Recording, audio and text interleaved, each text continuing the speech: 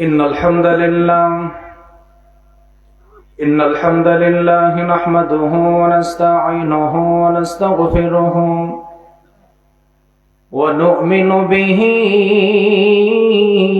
ونتوكل عليه ونعوذ بالله من شرور أنفسنا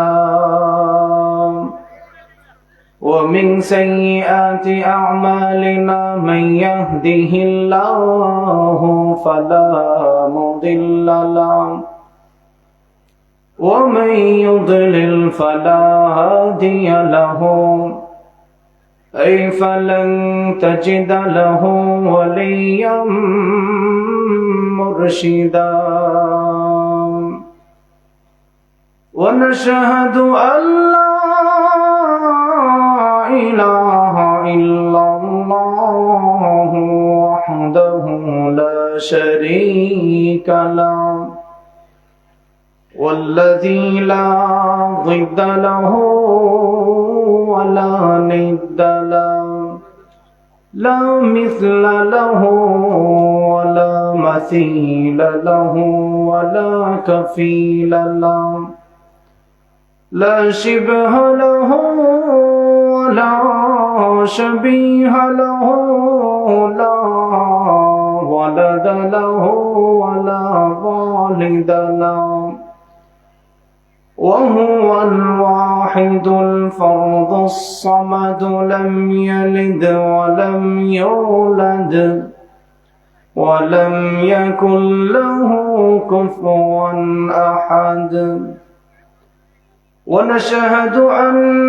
سيدنا ونبينا بشيرنا ونذيرنا وطبيبنا وطبيب أرواحنا محمدا عبد الله ورسوله أرسله بالحق بشيرا ونذيرا وداعيا إلى الله بإذنه وسراجا منيرا أما بعد فقد قال الله تعالى في كلامه المجيد وفي فرقانه الحميد أعوذ بالله من الشيطان الرجيم بسم الله الرحمن الرحيم إنا نحن نزلنا الذكر وإنا له لحافظون وقال النبي صلى الله عليه وسلم يوشك أن يأتي على الناس زمان لا يبقى من الإسلام إلا اسمه ولا يبقى من القرآن إلا رسمه مساجدهم عامرة وهي خراب من الهدى علماؤهم شر من تحت أدهم بالسماء أو كما قال عليه الصلاة والسلام সবাই কণ্ঠ উজাড় করে দুরূদ ইব্রাহিম পড়ে আল্লাহুম্মা সাল্লি আলা মুহাম্মাদ وعلى آل محمد كما صليت على إبراهيم وعلى آل إبراهيم إنك حميد مجيد اللهم بارك على محمد وعلى آل محمد كما باركت على إبراهيم وعلى آل إبراهيم إنك حميد مجيد ربي زدني علما ربي زدني علما رب اشرح لي صدري ويسر لي أمري واحلل عقدة من لساني يفقه قولي الله يا مرّا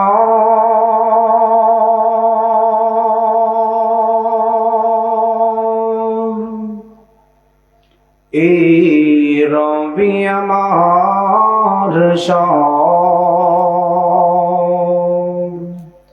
আল্লাহ আমার রব এই রবি আমার সব আল্লাহ আমার রব এই রবি আমার সব দমে দমে তনু মনে তারি অনুভব আল্লাহ আমার রব এই রবি আমার সব তোমার দুনিয়াতে আমি যেদিকে তাকাই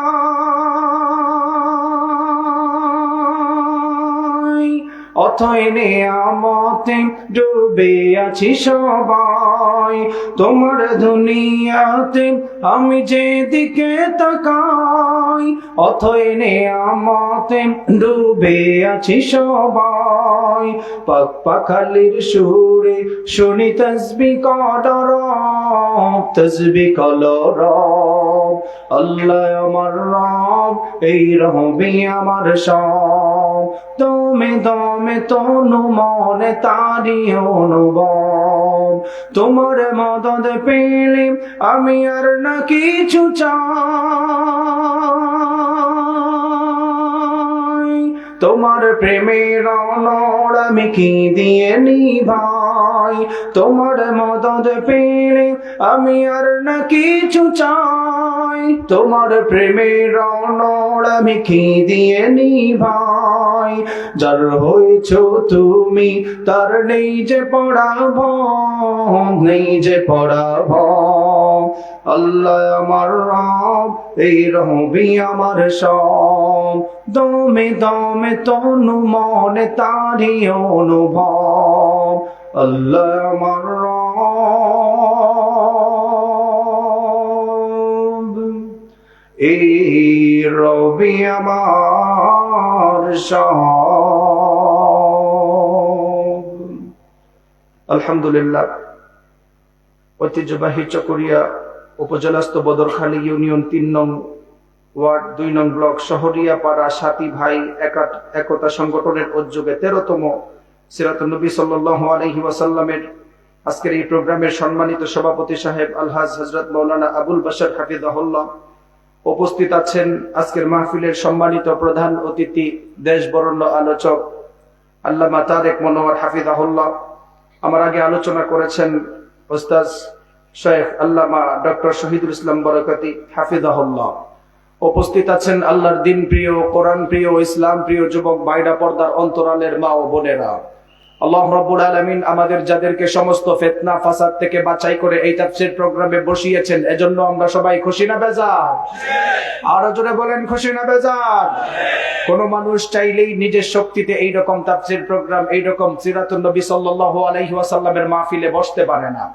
আল্লাহ তাআলা যাদেরকে ভালোবাসেন যাদেরকে অনুগ্রহ করেন যাদেরকে মহব্বত করেন তারাই দিনের কাজ বেশি করেন ঠিক কি না বলেন রাসূল সাল্লাল্লাহু আলাইহি ওয়াসাল্লাম বলেন ইন্না লিল্লাহি আহলিনা মিনান নাস সাহাবায়ে কেরাম নিশ্চয়ই দুনিয়াতে আল্লাহর পরিবার আছে এক সাহাবী প্রশ্ন করেছিল মান হুম ইয়া রাসূলুল্লাহ আল্লাহর পরিবার কারা আসলেও তো দুনিয়াতে আল্লাহর পরিবার নেই আল্লাহর শরীক নাই আল্লাহর সন্তান নেই আল্লাহর পরিবার কারা রাসূল সাল্লাল্লাহু আলাইহি ওয়াসাল্লাম বলেন হুম আহলুল কোরআনি আহলুল্লাহি ওয়া খাসাতুহু, যারা দুনিয়ার মধ্যে কোরআনের সঙ্গে কাজ তারা সবাই আল্লাহর পরিবার। সুবহানাল্লাহ বলেন।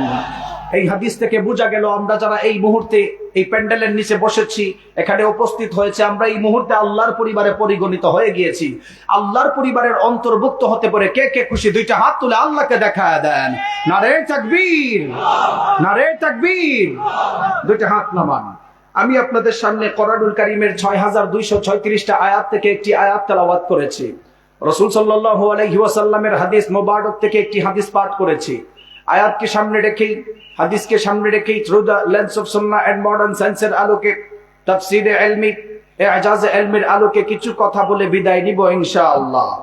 দুনিয়াতে মানুষদেরকে প্রেরণ করার পরে আল্লাহ তাআলা দুনিয়ার মানুষদের হেদায়েতের গাইডলাইন হিসেবে একটি কিতাব নাজিল করেছেন। সবাই একটু বলেন তো দেখি সেই কিতাবের নাম কি? আরো জোরে বলেন কি? দুনিয়ার বর্তমানে টেকনোলজি উন্নত হওয়ার কারণে মানুষ চলাফেরা করতে গেলে মোবাইল ছাড়া মানুষ এখন অচল। আপনারা যখন আপনাদের বদরখালী এলাকা থেকে কেউ মোবাইল কিনতে যান, মোবাইলের সঙ্গে আলাদা একটি বক্স দেওয়া হয়। সেই বক্সের মধ্যে ডিরেকশন দেওয়া থাকে, অমুক বাটনে ক্লিক করলে ফোন আসবে, অমুক বাটনে ক্লিক করলে ফোন যাবে, অমুক বাটনে ক্লিক করলে মোবাইল অন অফ হয়। তাহলে বোঝা গেল দুনিয়ার মানুষের বানানো মোবাইল চালাতে গেলে বানানোওয়ালার বই অনুযায়ী চলাফেরা করা লাগে, না হলে মোবাইল নষ্ট হয়। আল্লাহর কসম করে বলি, দুনিয়াতে চলাফেরা করা অবস্থায় কোনো মানুষ যদি কোরআনকে ডিনাই করে তার লাইফটাও ধ্বংস হয়ে যায়। ঠিক কিনা বলেন? কোরআন আমাদের দ্বারকবাহক হোক। কে কে চান দুইটা হাত তুলেন। কোরআন আমাদের দ্বারকবাহক হোক, আমরা চাই কি চাই না? হাত নামান। যে আয়াত তেলাওয়াত করেছি এই আয়াতের সামনে রেখে তাফসীরে ইলমি, ইজাজে ইলমির আলোকে কিছু কথা বলবো। আল্লামা তারেক মনোয়ার হাফিজাহুল্লাহ একটু রেস্ট নিচ্ছেন, আসার সঙ্গে সঙ্গে আলোচনা ছেড়ে দিব। ওলামাই কেরাম উপস্থিত আছেন। আমি বিশ্ববিদ্যালয়ে থাকা অবস্থায় কোরআনিক সায়েন্স ডিপার্টমেন্টে যখন পড়াশোনা করে অনার্স করি, প্রফেসর ডক্টর মুস্তফা কামিল মাদানী হাফিজাহুল্লাহ আমাদেরকে একটি কিতাব পড়িয়েছেন, আল কোরআন ওয়াল উলুম আল হাদিসা, তাফসীরে ইলমি, ইজাজে ইলমির আলোকে কোরআনের ব্যাখ্যা করা। ওলামাই কেরাম আছেন, তাফসীরে ইলমি বলা হয় বিজ্ঞানের বিশুদ্ধ দর্শনের আলোকে কোরআনের ব্যাখ্যা করা।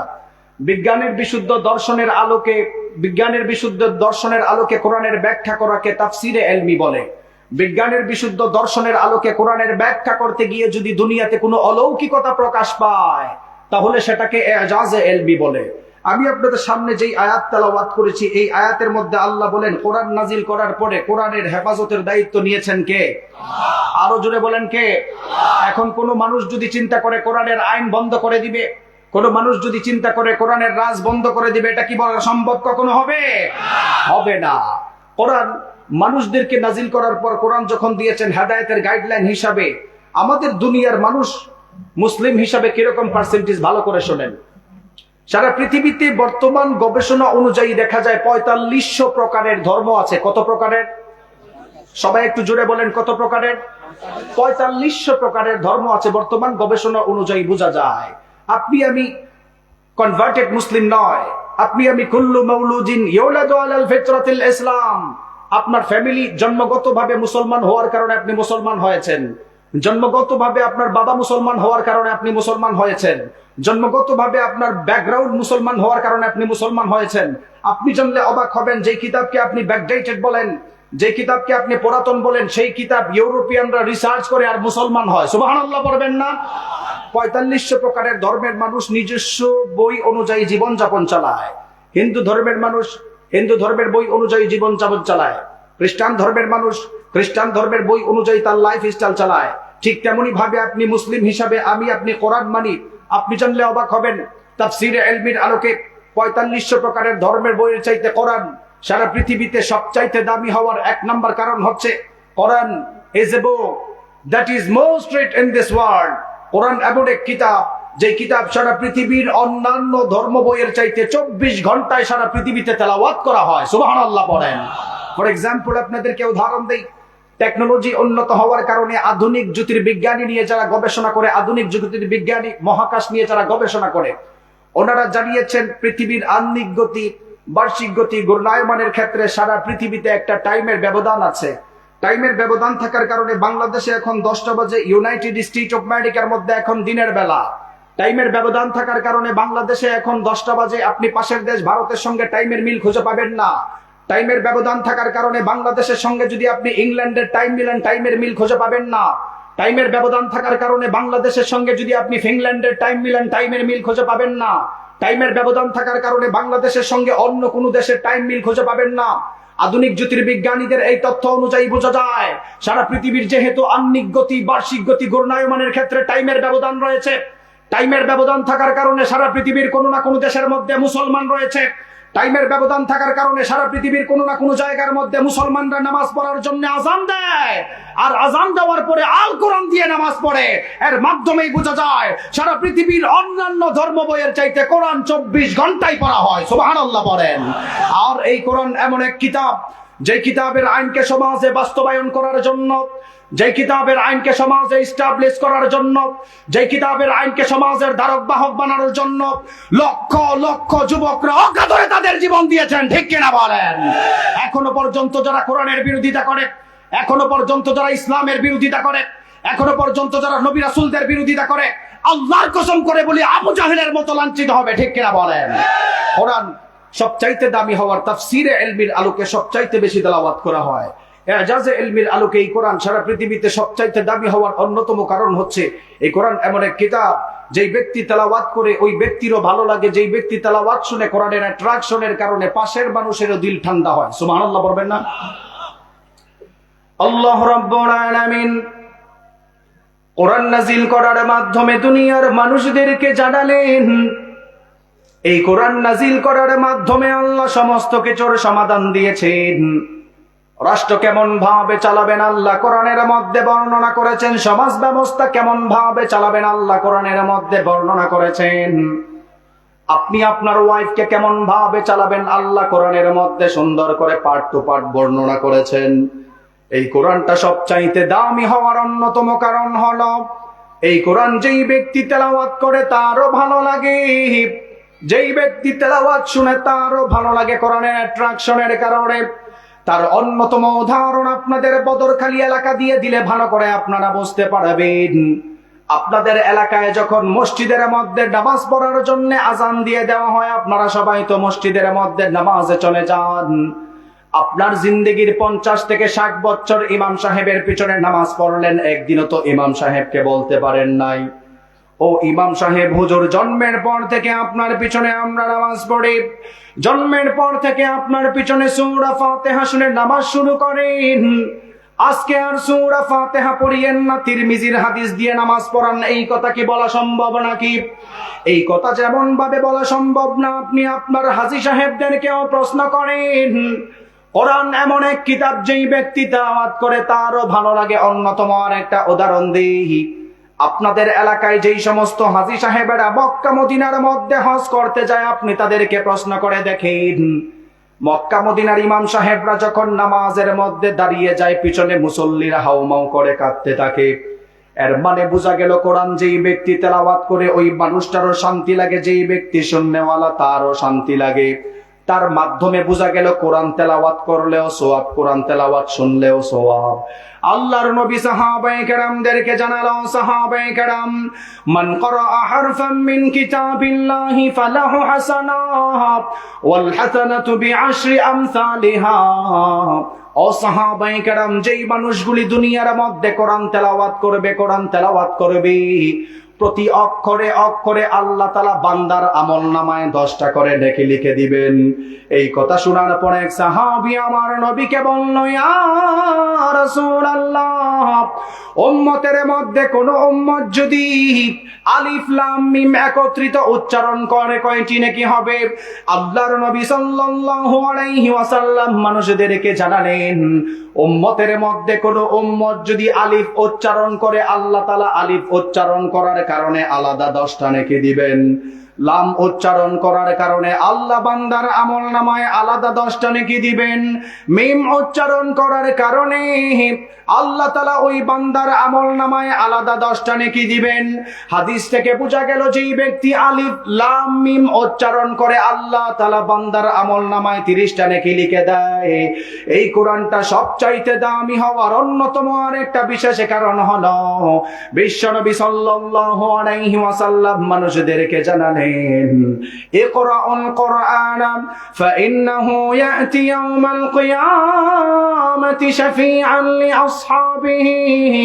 ও সাহাবায়ে কেরাম, যেই মানুষগুলি দুনিয়ার মধ্যে চলাফেরা করা অবস্থায় কোরআন পড়ে, কোরআন জানে, যেই মানুষগুলি দুনিয়ার মধ্যে কোরআন পড়তো, মারা যাওয়ার পরে লেভেল প্লেইং ফিল্ডের মধ্যে যখন আল্লাহর সামনে মানুষদেরকে হাজির করা হবে, স্বয়ং কোরআন ওই মানুষটাকে জান্নাতে নেওয়ার জন্য সুপারিশ করা শুরু করে দিবেন। জোরে বলেন সুবহানাল্লাহ। আমার নবী বললেন, ও সাহাবায়ে কেরাম, সুপারিশ করে ক্ষান্ত হবেন না। আমার নবী বললেন, ও সাহাবায়ে কেরাম, যতক্ষণ পর্যন্ত বান্দাকে জান্নাতে না দেওয়া হবে ততক্ষণ পর্যন্ত কোরআন বান্দার জন্য সুপারিশ করবেন। এই কোরআন সবচাইতে দামি হওয়ার অন্যতম একটা কারণ হলো, আমার নবী বললেন, ইন্না লিল্লাহি আহলিনা মিনান নাস, নিশ্চয় দুনিয়াতে আল্লাহর পরিবার রয়েছে। এক সাহাবী আমার নবীকে বলল, মান হুম ইয়া রাসূলুল্লাহ, আল্লাহর পরিবার কারা, আল্লাহর পরিবার কারা? আপনি জানলে অবাক হবেন। আমার নবী বললেন, হুম আহলুল কুরআনি আহলুল্লাহি ওয়া খাসাতুহু, যারা দুনিয়ার মধ্যে কোরআনের সঙ্গে খাস, তারা সবাই দুনিয়ার মধ্যে আল্লাহর পরিবার বনে যায়। জোরে বলেন সুবহানাল্লাহ। যেই মানুষগুলি দুনিয়ার মধ্যে আল্লাহর পরিবার বনে যায়, যেই মানুষগুলি দুনিয়ার মধ্যে আল্লাহর পরিবার বনে যায়, ওই মানুষটার দুনিয়া আখিরাতের মধ্যে কোনো টেনশন থাকে না। এই কোরআন সবচাইতে দামি হওয়ার অন্যতম একটা কারণ হলো, এই কোরআন যেই ব্যক্তি তেলাওয়াত করে তার মাধ্যমে আল্লাহর সাথে সম্পর্ক বাড়ে। সুবহানাল্লাহ বলেন। কোরআন তাফসীরে ইলমি, ইজাজে ইলমির আলোকে সবচাইতে দামি হওয়ার তৃতীয় নাম্বার অন্যতম কারণ হচ্ছে, there is no contradiction between the holy book Quran and science। কোরআন এবং আধুনিক মডার্ন সায়েন্সের সঙ্গে কোনো দ্বন্দ্ব নাই, বরং বিজ্ঞান উন্নত হয় কোরআনের কাছে ভিক্ষার থলি নিয়ে দাঁড়ায়। ঠিক কিনা বলেন? তার অন্যতম উদাহরণ দেই, how the universe was created। এই আসমান, জমিন, গ্যালাক্সি, নেহারিকা পুঞ্জ, আপনি যেই জমিনে বসে আছেন, এটা কিভাবে তৈরি হলো? আমাদের সমাজের কিছু উচ্চশিক্ষিত মানুষ আছে, বাহিরের দেশে পড়াশোনা করার পর কোরআনকে ব্যাকডেটেড বলে, ওলামায়ে কেরামদেরকে কাঠমোল্লা বলে গালি দেয়, বিজ্ঞান শিখার কারণে কোরআনকে ব্যাকডেটেড বলে গালি দেয়। ভালো করে শুনে নেন, স্টিফেন হকিং এর বিগ ব্যাং থিওরির আলোকে আপনি পৃথিবী সৃষ্টির ইতিহাস জেনেছেন। স্টিফেন হকিং একটি বই লিখেছেন, A Brief History of Time from Big Bang to Black Hole। এটা পড়ার পরে আপনি পৃথিবী সৃষ্টির ইতিহাস জেনেছেন। তিনি বলেছেন, পৃথিবীর সমস্ত কিছু একটা ছোট গ্যাসীয় কণার মতো ছিল, আসমান জমিন আলাদা হয়েছে বিরাট একটা ব্লাস্ট হওয়ার কারণে। আপনি যেই কোরআনকে ব্যাকডেটেড বলেন, যেই কোরআনকে আপনি পুরাতন বলেন, ওলামায়ে কেরামদেরকে গালি দেন, ভালো করে শুনেন, আল্লাহ রাব্বুল আলামিন ১৫০০ বছর আগে আধুনিক বিজ্ঞানের তত্ত্ব বিগ ব্যাং থিওরির কথা কোরআনে তুলে ধরেছেন। সুবহানাল্লাহ বলেন।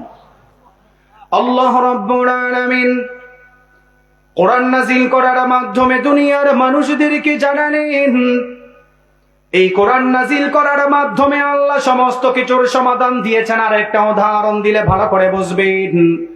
বিজ্ঞান উন্নত হওয়ার কারণে যারা কোরআনকে ব্যাকডেটেড বলে গালি দেন, উলামায়ে কেরামদেরকে কাঠমোল্লা বলে গালি দেন, ভালো করে দিলের কান লাগায় শুনে নেন। বিজ্ঞান উন্নত হওয়ার কারণে আপনি বিগ ব্যাং থিওরির আলোকে পৃথিবী সৃষ্টির ইতিহাস জেনেছেন, সবকিছু একত্রিত ছিল। অথচ রব্বুল আলামিন ১৫০০ বছর আগে সূরাতুল আম্বিয়া এর ৩০ নম্বর আয়াতে আরো সুন্দর করে জানিয়ে দিলেন, আওয়ালাম ইয়ারাল্লাযীনা কাফারু আন্নাস সামাওয়াতি ওয়াল আরদা কানাতা রাতকান ফাফাতাকনাহুমা। আল্লাহ রাব্বুল আলামিন এই আয়াতের মধ্যে আরো ক্লিয়ার করে জানিয়ে দিল, কাফের মুশরিকরা কি তাকায় দেখেন, আসমান জমিন সমস্ত কিছু একত্রিত ছিল, আল্লাহর অর্ডারের কারণে সবকিছু আলাদা আলাদা হয়ে গিয়েছে।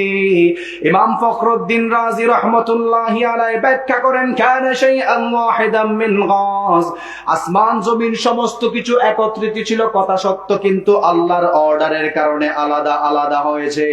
এই বিগ ব্যাং থিওরিটাকে ক্লিয়ার করার জন্য আরেকটা উদাহরণ দেই, ভালো করে শুনেন।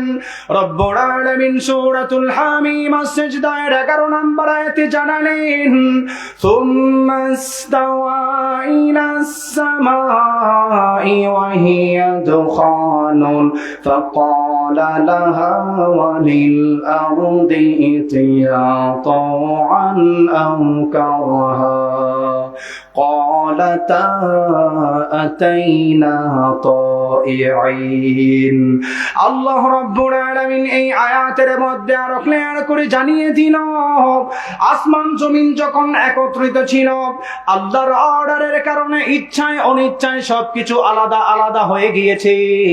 আপনি জানলে অবাক হবেন, বিজ্ঞান শিকার কারণে যারা ওলামায়ে কেরামদেরকে কাঠমোল্লা বলে গালি দাও, বিজ্ঞান শিকার কারণে যারা কোরআনকে ব্যাকডেটেড কিতাব বলে গালি দাও, যেই কোরআনকে তোমরা পুরাতন বলে গালি দাও, ভালো করে শুনে নাও, বিজ্ঞান উন্নত হওয়ার পরে কোরআনের কাছে বিজ্ঞান সব সময় মাথা নত করে থাকে। এর জ্বলন্ত একটা উদাহরণ পেলেন, আরেকটা উদাহরণ দিলে আপনারা সবাই ভালো করে বুঝতে পারবেন। আপনাদের এলাকায় যারা সায়েন্স পড়াশোনা করেছেন, বিজ্ঞান পড়াশোনা করেছেন, তাদের মধ্যে এখনো ঠেলাঠিলি রয়েছে। সূর্য ঘুরে নাকি পৃথিবী ঘুরে নিয়ে ঠেলাঠিলি রয়েছে। অথচ রব্বুল আলামিন ১৫০০ বছর আগে কোরআনুল কারীমের বিজ্ঞানময় সূরাতুল ইয়াসিনের মধ্যে আল্লাহ সূর্য ঘোরাঘুরির সমাধান আরো ১৫০০ বছর আগে তুলে দিয়েছেন। জুড়ে বলেন সুবহানাল্লাহ।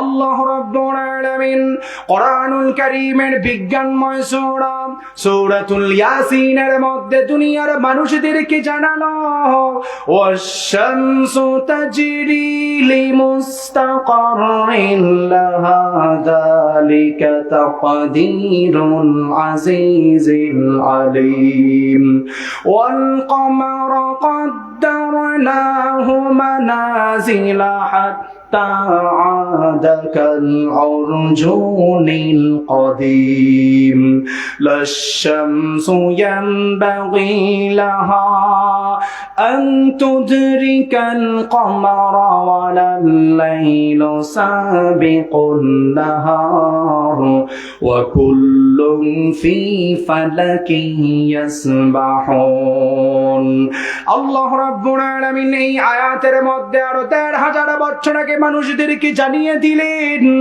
চন্দ্রকে চলার জন্য আল্লাহ আলাদা রাস্তা দিয়েছেন, সূর্যকে চলার জন্য আল্লাহ আলাদা রাস্তা দিয়েছেন। সূর্য কখনো চন্দ্রের রাস্তায় চলাফেরা করতে পারে না, চন্দ্র কখনো সূর্যের রাস্তায় চলাফেরা করতে পারে না। দিন যেমন রাতের উপর কায়েম হতে পারে না, রাত তেমন দিনের উপর কায়েম হতে পারে না। আল্লাহ বললেন, ওয়া কুল্লুম ফি ফালাকি ইয়াসবাহুন, সমস্ত কিছু তার আপন আপন আলাদা আলাদা গতিপথে চলাফেরা করে। সুবহানাল্লাহ। প্রথম প্রমাণ পেলাম আয়াত থেকে। এবার আসেন আধুনিক বিজ্ঞানের আলোকে আমার নবীর হাদিস থেকে জেনে নেই। আল্লাহর নবী সাল্লাল্লাহু আলাইহি ওয়াসাল্লাম আবু যরকে একদিন প্রশ্ন করেছিলেন, ও আবু যর, সূর্য প্রত্যেক দিন পূর্ব দিক থেকে ঘুরে গিয়ে পশ্চিম দিকে কয়ে যায়, আমাকে বলো। আবু যর রাদিয়াল্লাহু তাআলা আনহু আমার নবীকে বলল, ইয়া রাসূলুল্লাহ সাল্লাল্লাহু আলাইহি ওয়াসাল্লাম, সূর্য প্রত্যেক দিন পূর্ব দিক থেকে ঘুরে গিয়ে কই যায় আমি জানি না, আপনি আমার চাইতে ভালো জানেন।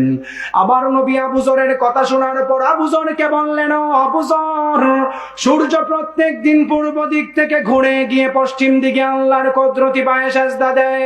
আল্লাহর কুদরতি পায়ে সিজদা দিয়ে আমার আল্লাহর কাছে ফরিয়াদ করেন, ওগো আল্লাহ, আপনি যদি আমাকে অনুমতি দেন আবারও দিতে হব। ও আবু যর, সায়াতি আলান নাসি জামান, এমন একটা জামানার মধ্যে মানুষগুলি উপনীত হয়ে যাবে যেই জামানার মধ্যে সূর্য ঘোরার অনুমতি পাবে না, কিয়ামতের আগে সূর্য পশ্চিম দিকে উদিত হবে।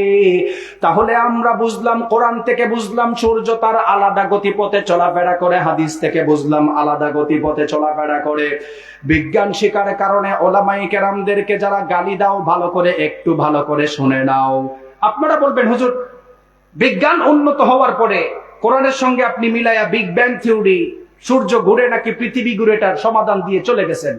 এই উপমহাদেশের জন্য ওলামায়ে কেরাম কি করছেন এটা জানার দরকার আছে না নাই? আরো জোরে বলেন। অনেকেই ভাবে বিজ্ঞান উন্নত হওয়ার কারণে কোরআনের সঙ্গে মিলায়া হুজুর আপনি থিওরি বলে যাচ্ছেন। উপমহাদেশের জন্য ওলামায়ে কেরাম কি করলো এর অবদান জানার দরকার আছে না নাই? নতুন এক তথ্য ভালো করে শুনেন। এখানে কেউ বলতে পারবেন চিকিৎসা বিজ্ঞানের আলো কিভাবে আসছেন? আপনারা বড় জোর সায়েন্স শিখার কারণে, টেকনোলজি উন্নত হওয়ার কারণে চিকিৎসা বিজ্ঞানের ইতিহাস ইবনে সিনার মাধ্যমে আপনি বলতে পারেন। ইবনে সিনা রহমতুল্লাহি আলাইহি আধুনিক চিকিৎসা বিজ্ঞানের প্রচলন ঘটিয়েছেন। আধুনিক এর উদাহরণ দেই। মনে করেন সর্বপ্রথম কাগজ এইভাবে তৈরি হয়েছেন সাদা, এটাকে বিভিন্ন কালার দিয়েছেন ইবনে সিনা। সর্বপ্রথম যিনি চিকিৎসা বিজ্ঞানের আলো ছড়ান উনি একজন বড় আলেম ছিলেন, স্পেনের বড় মুহাদ্দিস, যাকে মুহাদ্দিস উদ্দাহার অন্নাহার ওয়াল বাহার আবুল কাসিম আল জাহরাবি রহমতুল্লাহি আলাইহি নামে পরিচিত। সুবহানাল্লাহ বলেন। আবুল কাসিম আল জাহরাবি রহমতুল্লাহ আলাইহি চিকিৎসা বিজ্ঞান নিয়ে যখন বই লিখেন, উনি ওই জমানায় 30 খণ্ড বই লিখেছেন। আপনি জানলে অবাক হবেন, আমার বাংলাদেশের বর্তমানে ডক্টররা এমবিবিএস, এফআরসিএস, এফসিপিএস এর ডক্টরেট আনতে গেলে আবুল কাসিম আল জাহরাবি রহমতুল্লাহি আলাইহির থিসিস পড়েই পড়াশোনা করতে হয়। সুবহানাল্লাহ বলবেন না? আবুল কাসিম আল জাহরাবি রহমতুল্লাহি আলাইহি একজন মুহাদ্দিস ছিলেন। উনি প্রেসক্রিপশন দিতেন বিসমিল্লাহ দিয়ে। কি দিয়ে বলতেন দেখি? আরো জোরে বলেন। বিসমিল্লাহ দিয়ে। মুসলিম সভ্যতা যখন একটু নিচে পড়ে যায়, ল্যাটিনদের জমানা আসার পর ল্যাটিনরা বিসমিল্লাহকে চেঞ্জ করে তারা বিভিন্ন কিতাবকে ল্যাটিন ভাষায় তারা রূপান্তরিত করেছেন। আবুল কাসিম আল জাহরাবি রহমতুল্লাহ আলাইহি যখন চিকিৎসা বিজ্ঞান বিসমিল্লাহ দিয়ে দিতেন, ল্যাটিনরা আসার পরে বিসমিল্লাহ বাদ দিয়ে প্রেসক্রিপশনের কর্নারে RX লিখেছেন। আপনারা কেউ প্রেসক্রিপশনের কর্নারে RX লিখছে এরকম দেখছেন কি দেখছেন না? কয়জন দেখছেন? 2-3 জন। আপনি আপনার মুসলিম সভ্যতা সিভিলাইজেশন সম্পর্কে জানেন না। আপনি জানলে অবাক হবেন, ইহুদি খ্রিস্টানরা কখনো চায় না মুসলিম সভ্যতা উপরে উঠে যাক। ঠিক কিনা বলেন? ইহুদি খ্রিস্টানরা কখনো চায় না মুসলিম সভ্যতা উপরে উঠে যাক। আবুল কাসিম আল জাহরাবি রহমতুল্লাহি আলাইহি যখন বিসমিল্লাহ দিয়ে প্রেসক্রিপশন দিতেন, এটাকে ঘোরার জন্য ল্যাটিনরা আসার পরে RX মিনিং ব্যবহার করেছেন। RX এর অন্যতম 2টা মিনিং গুগলে সার্চ করেন। 1 নম্বর মিনিং হচ্ছে এই নিন, বর্তমান ডক্টর সাহেবরা যেটা ইউজ করেন। দ্বিতীয় নাম্বার মিনিং হচ্ছে ওই জমানার মিশরীয় গ্রিক দেবীর পূজা করা, অনুকরণ করা। নাউজুবিল্লাহ পড়বেন না? তাদের আকীদা ছিল RX এর মাধ্যমে ওই জমানার মিশরীয় গ্রিক দেবীকে যারা অনুকরণ করবে, ওই মানুষের জিন্দেগিতে আর অসুস্থ হবে না। আপনারা সবাই একটু বলেন তো দেখি, সুস্থতা দেওয়ার মালিক কে? অসুস্থতা দেওয়ার মালিক কে? তাহলে আজকের এই তাফসীরুল কোরআন মাহফিল থেকে, এই মাহফিল থেকে আমাদের একটাই দাবি, হাজারো হাজারো মানুষের পক্ষ থেকে আমাদের একটাই দাবি, আমাদের মুসলিম সভ্যতাকে আবার উপরে উঠানোর জন্য আমাদের বাংলাদেশের ডক্টর সাহেব যখন আবার বাহিরের দেশে এমবিবিএস, এফআরসিএস, এফসিপিএস এর ডক্টরেট করবে, ল্যাটিনদের চক্রান্ত, ইহুদি খ্রিস্টানদের চক্রান্ত, RX কে বাদ দিয়ে বিসমিল্লাহ দিয়ে প্রেসক্রিপশন দেওয়া চায়। ঠিক কিনা বলেন? কোন ডক্টর কি দিয়ে প্রেসক্রিপশন দিল এটা আমার দেখার বিষয় নয়। হিন্দু ডক্টর কি দিয়ে প্রেসক্রিপশন দিল দেখার আমার বিষয় নয়। ইহুদি ডক্টর কি দিয়ে প্রেসক্রিপশন দিল এটা আমার দেখার বিষয় নয়। আমার কথা হচ্ছে মুসলিম সভ্যতা কিভাবে উপরে উঠে, আমার বাপদাদার ইতিহাস আবার প্রেসক্রিপশনের মধ্যে বিসমিল্লাহ লেখা চায়। ঠিক কিনা বলেন? বিজ্ঞান উন্নত হওয়ার কারণে আপনারা উলামায়ে কেরামদেরকে গালি দেন, ভালো করে শোনেন। আমাদের সমাজের মানুষ, কিছু কিছু মানুষ আছে কোরআন পড়তেও চায় না, কোরআন জানতেও চায় না। আছে না না এরকম? আরো জোরে বলেন। কোরআনের পক্ষে কথা বললে মানুষদেরকে জঙ্গিবাদ বলে জেলের মধ্যে ঢুকাইছে, এরকম ছিল কি ছিল না? কোরআনের কথা বলার কারণে বহু উলামায়ে কেরামদেরকে জেলের মধ্যে ঢুকায় ফাঁসি দিয়েছেন। কোরআনের কথা বলার কারণে বহু আলেম ওলামাদেরকে নির্যাতন করা হয়েছে। কোরআনের কথা বলার কারণে বহু মানুষের নামে মিথ্যা মামলা দেওয়া হয়েছে। কোরআনের কথা বলার কারণে আল্লামা দেলোয়ার হোসেন সাঈদীকে হত্যা করেছে। ঠিক কিনা বলেন? আবার আমাদেরকেই জঙ্গি বলে। খোদার কসম করে বলে তোমাদের চাইতে জঙ্গিবাদ কেউ নাই। ঠিক কিনা বলেন? আমাদেরকে বাইরে আমাদেরকে জঙ্গিবাদ বলে, কত বড় বাটপার! কোরআনের কথা বলার পরে আমাদেরকে মানে আবার আমাদেরকে জঙ্গিবাদ বলে। আল্লাহর নবী বলেন, ভালো করে শোনো, যারা কোরআনের বিরোধিতা করে, যারা হাদিসের বিরোধিতা করে, যারা ইসলামের বিরোধিতা করে, এরা সরাসরি আল্লাহর নবীর দুশমন, আল্লাহর দুশমন। ঠিক কিনা বলেন? সমাজের কিছু উচ্চ শিক্ষিত মানুষ কেন কোরআন হাদিসের বিরোধিতা করে, ভালো করে শুনেন। নতুন এক থিসিস আপনাদেরকে শোনেন। আমাদের সমাজের কিছু উচ্চ শিক্ষিত মানুষ কোট টাই পড়ার পরে বাহিরের দেশে পড়াশোনা করে। আপনারা যারা আছেন ভালো করে শুনেন, আমি কাউকে টার্গেট করে কথা বলতেছি না, বাস্তব গবেষণামূলক আলোচনা। বিশ্ববিদ্যালয়ে থাকা অবস্থায় আল কোরআন ওয়াল মুস্তাশরিকুন এর উপর পড়াশোনা করেছি। উলামায়ে কেরাম আছেন, আরবিতে যেটাকে মুস্তাশরিকিন বলে, ইংলিশে সেটাকে ওরিয়েন্টালিস্ট বলে, বাংলাতে সেটাকে প্রাচ্যবাদ বলে। আমাদের সমাজের কিছু কিছু মানুষ কোরআনের বিরোধিতা করার কারণ কি? আমাদের সমাজের কিছু কিছু উচ্চ শিক্ষিত মানুষ হাদিসের বিরোধিতা করার কারণ কি? ভালো করে শোনেন। ইংরেজরা এই উপমহাদেশ 190 বছর রাজত্ব করেছেন। সবাই বলেন তো দেখি কত বছর? সবাই বলতে হবে, সবাই বলতে হবে। কত বছর? 190 বছর। 100 বছর ইস্ট ইন্ডিয়া কোম্পানির নামে রাজত্ব করেছেন। 90 বছর সরাসরি ইংরেজরা আমাদের উপর রাজত্ব করেছেন। 190 বছর ইংরেজরা রাজত্ব করার আগে বাংলাদেশ সহ সাবকন্টিনেন্টাল দেশ সারা পৃথিবীর মধ্যে 7 নম্বর দড়ি ছিল। কত নম্বর? 7 নম্বর। তাহলে আপনারা যারা এখানে বসে আছেন এই মুহূর্তে, আমরা 7 নম্বর ধরেছিলাম। কত নম্বর ধরেছিলাম? 7 নম্বর। ইংরেজরা যখন আমাদেরকে ছেড়ে চলে যায়, আমরা গরিবদের লিস্টেও নাই। ইংরেজদের কমান্ডারদের মধ্যে গবেষণা হয়েছে, উপমহাদেশ এত উন্নত হওয়ার কারণ কি? বর্তমান গবেষণা দেখা যায় ইংরেজরা যখন রাজত্ব করেছেন তারা ইহুদি খ্রিস্টানদের টাকা যেই পরিমাণ চুরি করছে তার চাইতে বেশি মুসলিম নবাবদের টাকা চুরি করেছেন। কেউ কেউ দাবি করে বর্তমান বাজার দর রেট অনুযায়ী $47 ট্রিলিয়ন তারা চুরি করে নিছে। আর আমাদের যুবকেরা এখন ইউরোপ ইউরোপ বলে, যারা আমাদের থেকে চুরি করে সব বেশি ইউরোপ ইউরোপ বলে। ভালো করে শোনো, 1802 সালে বই লেখা হয়েছে 1903 সালে। তারা বলেছেন যেহেতু উপমহাদেশ ইসলামের কারণে উন্নত, ইসলামের মধ্যে বিভিন্ন ভেরিয়েন্ট তৈরি করি, ইসলামের মধ্যে গুজামিল তৈরি করি। 1803 সাল, 1902 সাল। আল কোরআন ওয়াল মুস্তাশরিকুন গবেষণা করলে আপনি পাবেন Joseph Schacht, Goldziher, mister Nicholson Arberry, এইরকম কুখ্যাত লেখকরা বই লিখেছেন origin of Mohammedan jurisprudence, aspect of Islamic civilization mister Arberry Nicholson, and introduction to Islamic law Mohammedan law. রাসূল সাল্লাল্লাহু আলাইহি ওয়াসাল্লামের আইন শাস্ত্রের উপরে বই লিখছেন 1803 সাল, 1902 সাল। লিখে রাখেন, জোসেফ শ্যাক্ট এবং গোল্ডজিহেরের সিরিজ যারা পড়ে তারাই বাংলাদেশে আসার পরে আইসা সর্বপ্রথম কোরআনকে পুরাতন বলে, ওলামায়ে কেরামদেরকে কাঠমোল্লা বলে গালি দেয়। ঠিক কি বলেন? এর অন্যতম উদাহরণ দেই, বইগুলা কই পাওয়া যায়? অক্সফোর্ড ইউনিভার্সিটির লাইব্রেরির মধ্যে পাবেন, টরন্টো ইউনিভার্সিটির লাইব্রেরির মধ্যে পাবেন, বোস্টন ইউনিভার্সিটির লাইব্রেরির মধ্যে বইগুলি পাওয়া যায়। অরিজিন অফ মুহাম্মাদান জুরিসপ্রুডেন্স বইয়ের মধ্যে সর্বপ্রথম একজন ইহুদি ব্যক্তি বইটা লিখতে গিয়ে বলেন, আমার নবীর মতো ইনসাফ ওয়ালা নবী নাই। সুবহানাল্লাহ পড়বেন না? এই সুবহানাল্লাহ বলার জন্য, আপনারা সুবহানাল্লাহ বলার জন্যই ইহুদি বইটা লিখে সর্বপ্রথম নবীর নামে সুনাম গাইছেন, আপনাকে বোকা বানানোর জন্য। আসলে সে কিন্তু নবীকে মানে না, আমাদেরকে খাওয়ানোর জন্য ওয়েস্টার্ন ইসলামিক স্কলার সেজেছেন। লিখেছেন নবীর মতো নবী নাই। মধ্যখানে লিখেন নবীর উপর যেটা কোরআন বলা হয়, নবীর উপর যেটা নাজিল হয়েছে, এটা আসলে নবীর উপরে আল্লাহ নাজিল করেন নাই, উনি এটা নিজে বানায়া বানায়া কবিতা পড়ে মানুষদেরকে পাগল বানাইতো। নাউজুবিল্লাহ পড়বেন না? যে কারণে আমাদের সমাজের বাহিরের থেকে একটু পড়াশোনা করে আসলে 2 লাইন 3 লাইন ইংলিশ শিকার পরে আইসা কোরআনের বিরোধিতা করে। আবার কিছু কিছু মানুষ আছে দেখবেন নবীর হাদিসের বিরোধিতা করে, এমন আছে না নাই? নবীর হাদিসকে মিথ্যা বলে গালি দেয়, এরকম কুলাঙ্গার আছে না নাই? তারা বই লিখেছেন রাসূল সাল্লাল্লাহু আলাইহি ওয়াসাল্লামের জীবন শাস্ত্র, আইন শাস্ত্রের উপরে।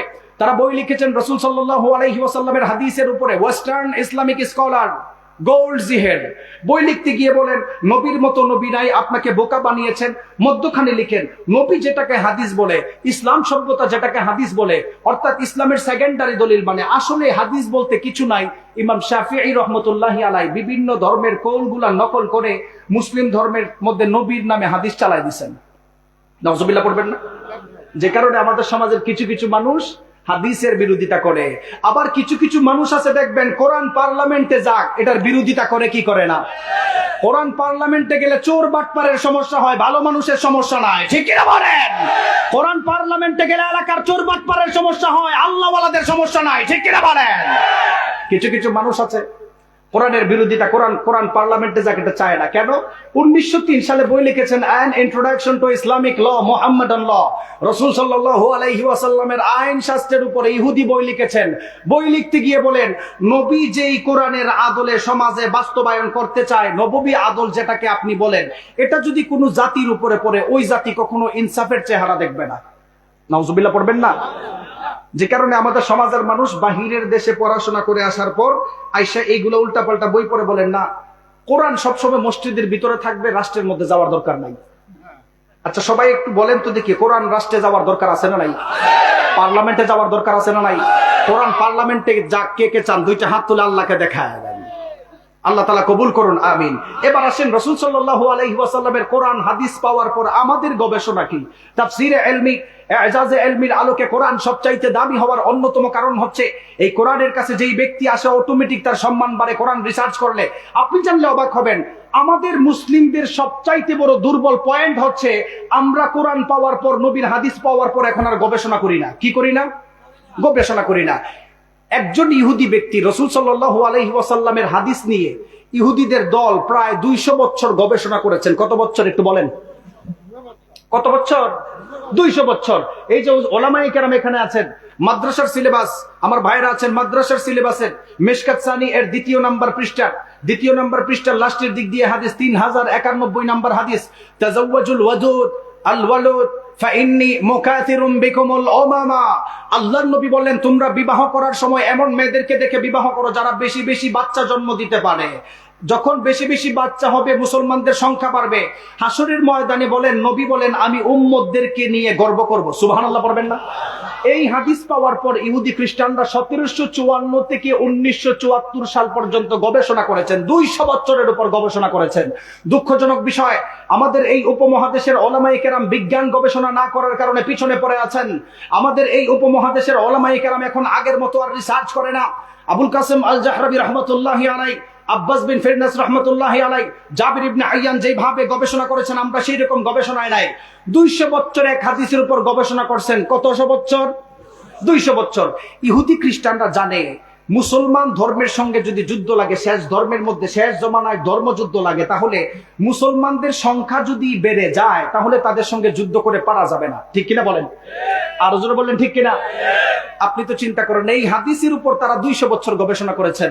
ইউনাইটেড স্টেট অফ আমেরিকার কুখ্যাত পররাষ্ট্রমন্ত্রী হেনরি কিসিঞ্জার 200 পৃষ্ঠার উপর থিসিস লিখে মিশরের এক কনফারেন্সের মধ্যে সে তুলে ধরেছেন যে মুসলমানরা তো নবীকে নিজের জানের চাইতে ভালোবাসে, আমরা আমার নবীকে জানের চাইতে ভালোবাসি কি বাসি না? আরো জোরে বলেন, বাসি কি বাসি না? তারা গবেষণা করছেন, যদি মুসলমানরা নবীকে নিজের জানের চাইতে বেশি ভালোবাসতে গিয়ে এই হাদিসের উপর আমল করে ফেলে, তাহলে তো শেষ জমানায় তাদের সংখ্যাও বেশি বাড়বে, তাদের সঙ্গে যুদ্ধ করে পারবো না। এই জন্য তাদের জন্ম নিয়ন্ত্রণ করার দরকার। আপনাদের কক্সবাজার চকরিয়াতে জন্ম নিয়ন্ত্রণ নামে প্রায় তারা আছে না নাই? আমাদের সমাজের দাজ্জালীয় একটা ফিতনা, সমাজের মধ্যে দাজ্জালীয় একটা স্লোগান এস্টাবলিশ করেছেন কিছু সুশিক্ষিত কুশিক্ষিত মানুষ, একটি হলে ভালো হয়, দুটির বেশি নয়। আছে না এরকম? তারা 200 বছর গবেষণা করে 17 নম্বর পেজের মধ্যে তারা লিখেছেন, মুসলিমদেরকে জন্ম নিয়ন্ত্রণ যদি আমরা এখন কন্ট্রোল না করতে পারি, তাহলে শেষ জমানায় ধর্মযুদ্ধ লাগলেও জিতবো না। তারা 2700 প্রকারের প্রোডাক্ট বানাইছেন। কতশো প্রকার? 2700 প্রকার। ভালো করে শুনেন, আপনাদের এলাকার যারা ব্যবসা করে, তারা 200 বছর আগে জানতো আপনাদের চকরিয়াতে কিছু লোভী দোকানদার থাকবে, 1 টাকা লাভের কারণে ইসরায়েলি পণ্য বিক্রি করবে। আছে না এরকম কোলাঙ্গা?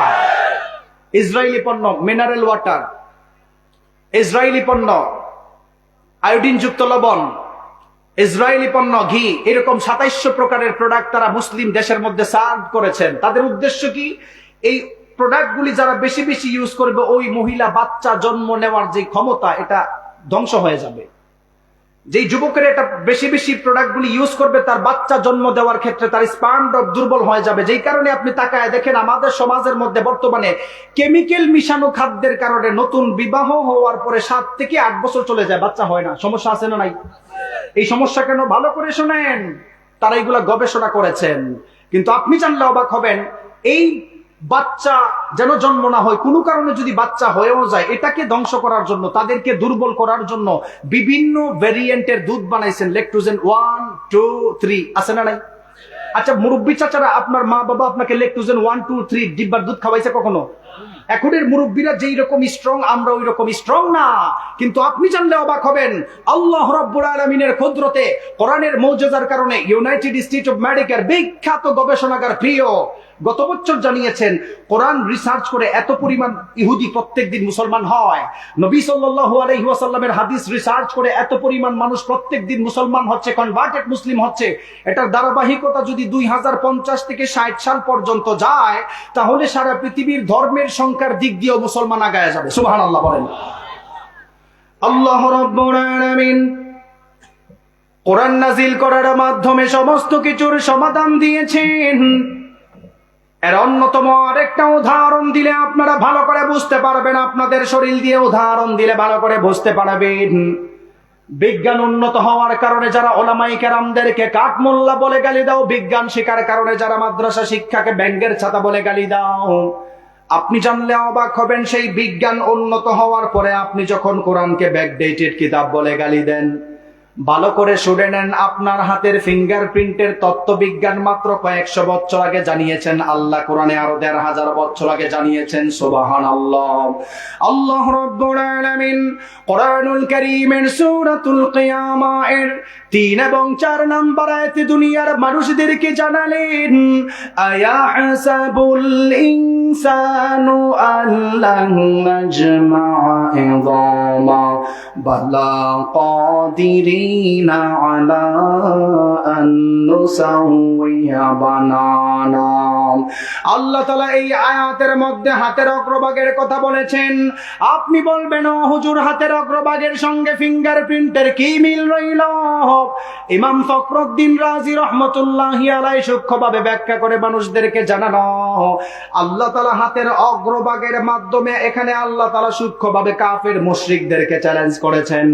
মারা যাওয়ার পরে আল্লাহ তাআলা মানুষদেরকে তোলার সময় হাতের অগ্রভাগ পর্যন্ত তুলবেন। জুড়ে বলেন সুবহানাল্লাহ। আল্লাহ তাআলা বলেন, মানুষ মারা যাওয়ার পর তাদের হাতের অগ্রভাগ তোলা হবে। বিজ্ঞান উন্নত হওয়ার কারণে 1856 সালে ব্রিটিশ বিজ্ঞানী উইলিয়াম হার্টসেল মানুষদেরকে বলছেন হাতের ছাপ আছে।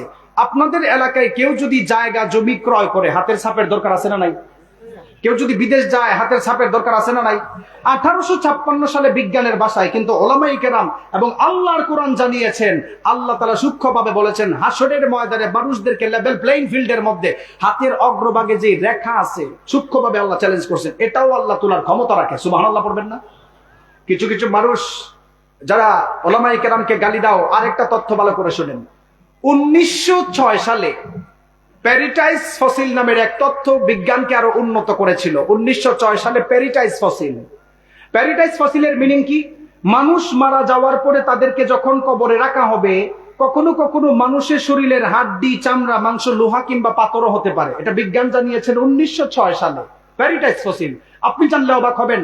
নবীকে প্রশ্ন করা হতো, ইয়া রাসূলুল্লাহ, আপনি বলেন তো দেখি, মানুষ মারা যাওয়ার পরে তাদেরকে কি আবার পুনরুত্থান করা হবে? তাদেরকে কি আল্লাহ তাআলা আবার তুলতে পারবে? আল্লাহ তাআলা কত সুন্দর করে জবাব দিয়েছেন। প্যারিটাইস ফসিল 1906 সালে জানাইছেন। আল্লাহ রাব্বুল আলামিন 1500 বছর আগে সূরাতুল বনী ইসরাঈলের 50 নম্বর আয়াতে এই তথ্য তুলে ধরেছেন। সুবহানাল্লাহ বলেন।